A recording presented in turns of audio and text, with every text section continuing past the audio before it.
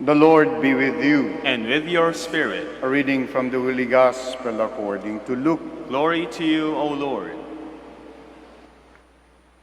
Jesus went up to the mountain to pray, and he spent the night in prayer to God.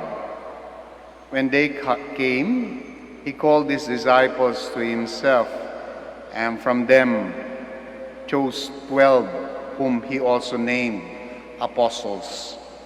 Simon, whom he named Peter, and his brother Andrew, James, John, Philip, Bartholomew, Matthew, Thomas, James the son of Alphaeus, Simon was called a Zealot, and Judas the son of James, and Judas Iscariot, who became a traitor.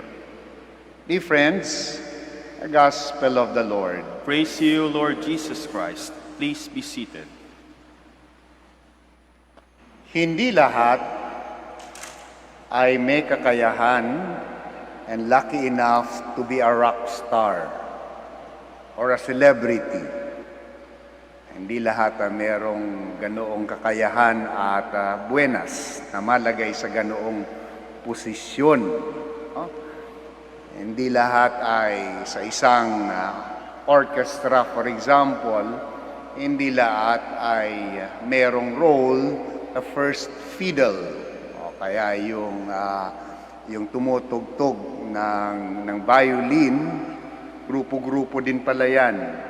O kaya first clarinet, o kaya first trumpet. No?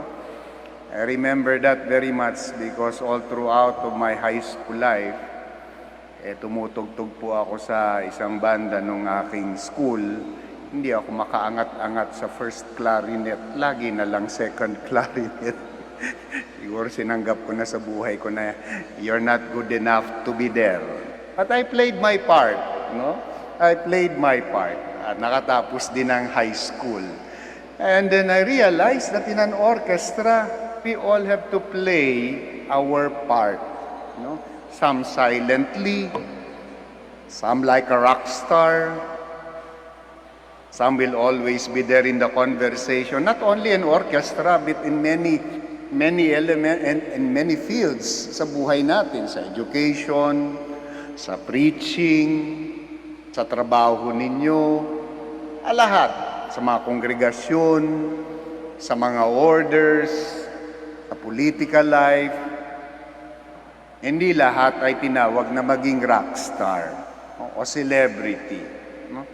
In the gospel that we read today, and even in the feast that we are celebrating, Simon and Jude, these two are definitely not among the rock stars of the apostles. They are even the least mentioned in the gospel.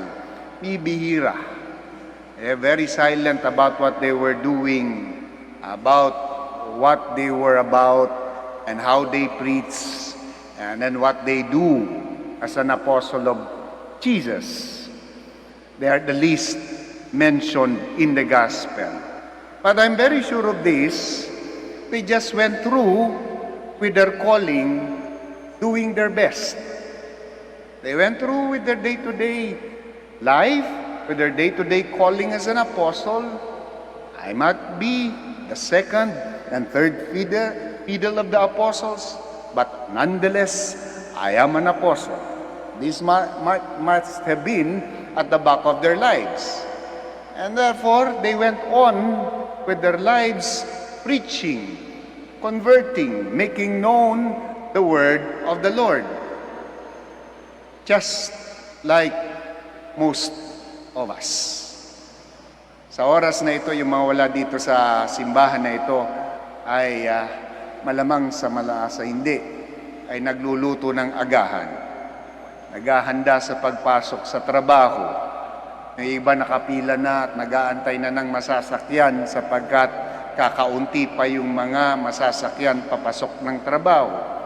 Yung iba umangkas na sa kanilang bisikleta, papasok na sa trabaho. Just like many of us. And for these many nameless, so to speak, people, the multitude. Jude, Saint Jude and Simon, perhaps is a very good inspiration to all of us when we simply do our work without fanfare. Without fanfare, walang trumpeta, walang banda. You arrive at your destination and just do your work. That's the lot of many of us. Not rock star, not celebrity, but just the same, doing what the Lord asks us to do. Many of us, or all of us, would be invited by the Lord to go up our own mountains. Lato tayo merong bundok na inaakyat sa ating buhay. You know, in biblical literature, yung bundok is a symbol of a journey. Aakyatin mo talaga yan. At pagka umakyat ka ng bundok, hindi po pwedeng hindi ka mapagod. Kaya nga it is also a symbolism ng mga dinadaanan nating pagsubok sa buhay. It's a hurdle. It's a journey. It's a difficult journey. But also, kung kayo'y mga nakaakyat na sa mga matataas na lugar at nakikita niyo yung expanse sa baba, ang ganda sapagkat pagdating mo doon sa tuktok, makikita mo yung reward. Everything that is down there, and they put things into perspective. And mountain also, in biblical narrative and biblical literature, is a symbol of being close to God. You go there, abot kamay, abot tanaw. And also, in that encounter, hopefully, we encounter God in the top or even in the journey towards the top of the mountain ng ating buhay. Nganda, no? Sa buhay ng Panginoon, yung bundok at yung kanyang ministry ay laging magkasama. Yung kanyang pagtuturo, there is the transfiguration of the Lord. And the mount, there is the preaching of the beatitude of the Lord in the mount. So it's always something that is intricately woven sa buhay ng Panginoon. At sa ating buhay din, ganoon din. May mga pagsubok tayong na pinagdadaanan, kumbaga yun din ang bundok sa buhay natin. May mga pinagdadaanan tayong mga mahihirap na sitwasyon sa buhay natin.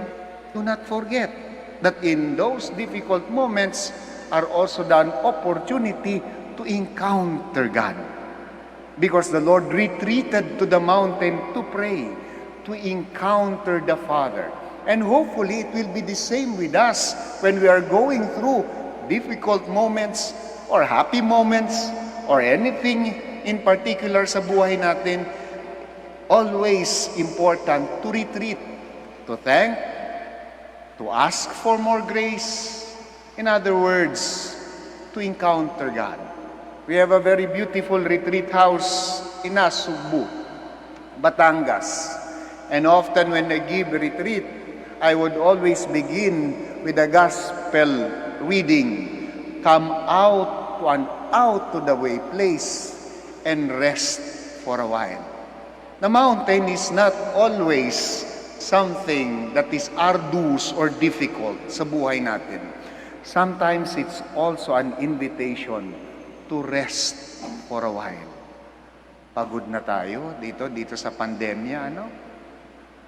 Alam ko na yung iba ay napipiko na, naiinis na, kailan matatapos ito. Remember the invitation of the Lord. Come by yourselves to an out-of-the-way place and rest for a while. And there encounter God. In our mountains, we encounter God.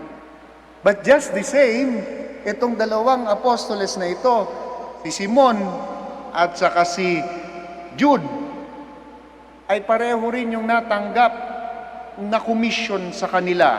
Ano yung commission na yun? To go out to all the world and preach the good news. It is not the same from what was given to Peter, from what was given to Paul, the rock star among the apostles.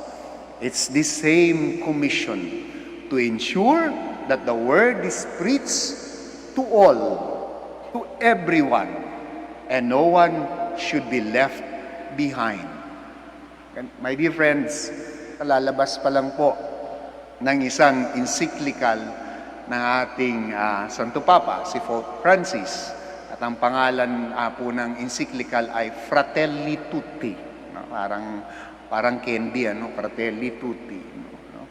And in that encyclical, which is very timely, because it was also continued and finished during the time of the pandemic, he calls, this social encyclical calls, among others, for inclusiveness. Lahat ay kasama sa journey, sa paglaban, sa pag-thrive dito sa panahon ng pandemya. Everyone is included. Everyone is part. And no one should be left behind. That is the good news. Simon and Jude, they might not be rock star, but they preach nonetheless to all. Everyone. No one excluded. Everyone included.